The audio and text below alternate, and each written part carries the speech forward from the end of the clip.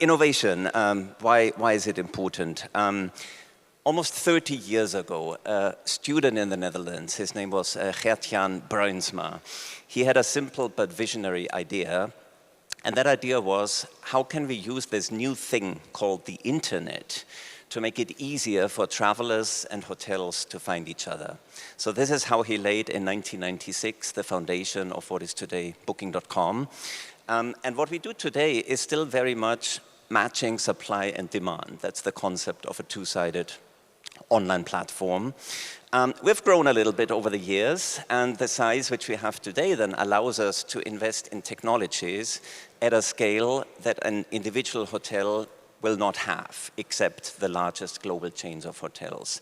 But by passing on and by sharing those technologies, we contribute also to with the digitalization of the tourism sector, which is shaped mostly by SMEs, like many, many thousands and millions of small businesses. And Professor Draghi, in his recent impressive report about the competitiveness in Europe, he had one finding, which was about the fact that SMEs are not very good at adopting technology. But this is again where we can help and come in, and especially in a country like Italy, where tourism contributes 10%, more than 10% to GDP, and many family-owned business over generations. This is where our innovation can come in to allow a Japanese traveler to buy an agriturismo in Puglia and not only find it, but book it, pay for it, communicate with the owners in their native language, and overcoming barriers.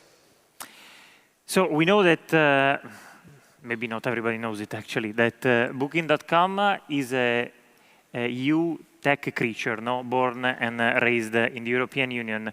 What's your take on the competitivity of the European sector?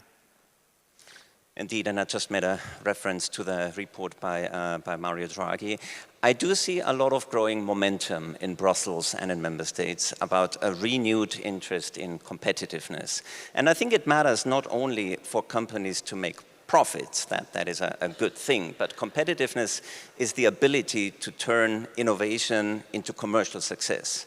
And commercial success builds economic impact, and economic impact gives political influence, which I believe we need more than ever in Europe in this increasingly complex geopolitical situation that we are in.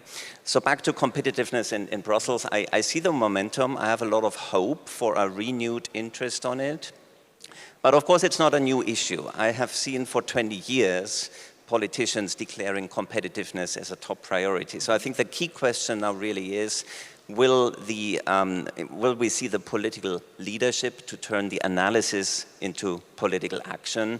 And there's a few takeaways that I had from the Draghi report, which is about the single market, making it easier for today's startups to become tomorrow's global market leaders. Think global in everything we do, be intentional about regulation. I don't think it's about regulating or not regulating. It's about finding the right level and achieving the right objectives. And last but not least, I would say, of course, we all want more global champions coming out of Europe. But again, let's not forget the small businesses on the way, which are the backbone of the European economy. So let's also work together between big and small and old and new, helping them with upskilling, helping them with access to finance so that they can continue to be the backbone of the European economy. Last question. You probably heard that here at COMOLAKE2024, we make big talks about AI, you know? So what does this mean for Booking and for the small, medium enterprises in the travel sector, which are, I think, the largest part of companies, of enterprises that join Booking? Absolutely, and indeed very much the topic of the moment. We have at Booking.com, we've had a long history, many years of applying machine learning and artificial intelligence. And I'll just use one example, which is around fraud prevention and detection, a growing issue, also not least with AI.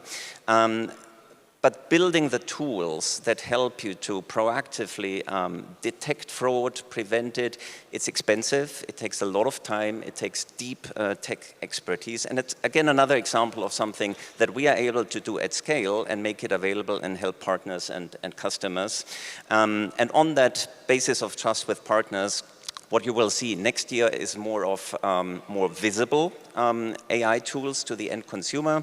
We have a few English-speaking markets around the world where you already have a generative AI-powered trip planner, and there's a lot more of that coming in the course of next year, also in Europe.